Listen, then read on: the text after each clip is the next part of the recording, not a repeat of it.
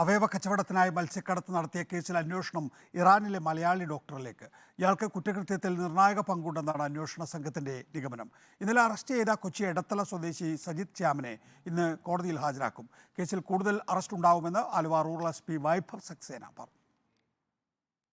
നമ്മുടെ കയ്യിൽ നല്ല കുറച്ച് ക്ലൂ ഉണ്ട്, കുറേ ഇൻഫർമേഷൻ ഉണ്ട്. അതിൻ്റെ അടിസ്ഥാനത്തിൽ മുന്നോട്ട് കൊണ്ടുപോകും. വളരെ പ്രിലിമിനറി സ്റ്റേജ് ആണോ ഇൻവെസ്റ്റിഗേഷൻ ഉണ്ട്, പക്ഷേ നല്ല ക്ലൂ നമുക്ക് കിട്ടിയിട്ടുണ്ട്.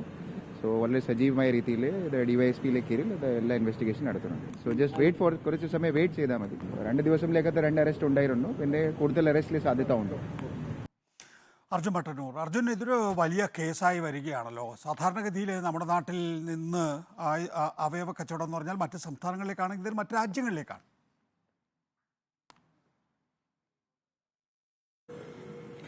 നികേഷ് കുമാർ, സ്വാഭാവികമായും ഇതൊരു അന്താരാഷ്ട്ര ബന്ധമുള്ള കേസായി മാറുകയാണ്. മാത്രവുമല്ല, ഇതിൽ കൂടുതൽ മലയാളികൾക്ക് പങ്കുണ്ട്. ഇതിൽ ഏറ്റവും പ്രധാനപ്പെട്ട കാര്യം, ഇതിൽ മുഖ്യ സൂത്രധാരന്മാരിൽ പ്രധാനപ്പെട്ട ആളുകളൊക്കെ തന്നെ മലയാളികളാണ് എന്നുള്ളതാണ്. ഇതിൽ കൊച്ചി സ്വദേശിയായ ഒരു മധുവിനെ കേന്ദ്രീകരിച്ചാണ് ഇപ്പോൾ അന്വേഷണം പുരോഗമിക്കുന്നത്. ഈ മധു ഇറാനിലുണ്ട് എന്നാണ് വിവരം. കഴിഞ്ഞ 6 മാസമായി മധു കേരളത്തിൽ എത്തിയിട്ടില്ല എന്ന വിവരവും ലഭിച്ചിട്ടുണ്ട്. ആദ്യം പിടിയിലായ സാബിത് നാസറിന്റെ മൊഴിയുടെ അടിസ്ഥാനത്തിലാണ് ഈ കൂടുതൽ പ്രതികളിലേക്ക് അന്വേഷണം നീണ്ടത്.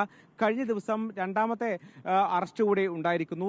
സജിത് ശ്യാം എന്ന കൊച്ചി സ്വദേശിയെ കൂടി പോലീസ് അറസ്റ്റ് ചെയ്തിട്ടുണ്ട്. ഇയാൾ ഇപ്പോൾ നെടുമ്പാശ്ശേരി പോലീസ് ചോദ്യം ചെയ്തു വരികയാണ്. ഇന്ന് ഉച്ചയ്ക്ക് ശേഷമായിരിക്കും കോടതിയിൽ ഇയാളെ ഹാജരാക്കുക. ഇയാൾ സാമ്പത്തിക ഇടപാടുകൾ കൈകാര്യം ചെയ്ത ആളാണ് എന്നാണ് പോലീസ് പറയുന്നത്.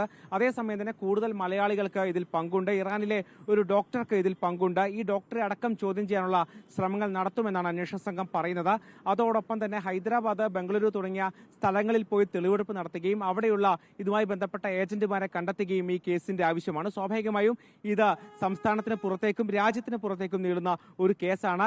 മറ്റ് ഏജൻസികളുടെ കൂടി സഹായത്തോടു കൂടി മാത്രമേ നിലവിൽ ഈ കേസിൽ ഒരു പൂർണ്ണമായ ഒരു അന്വേഷണം നടക്കുകയുള്ളൂ എന്നാണ് അന്വേഷണ സംഘം പറയുന്നത്.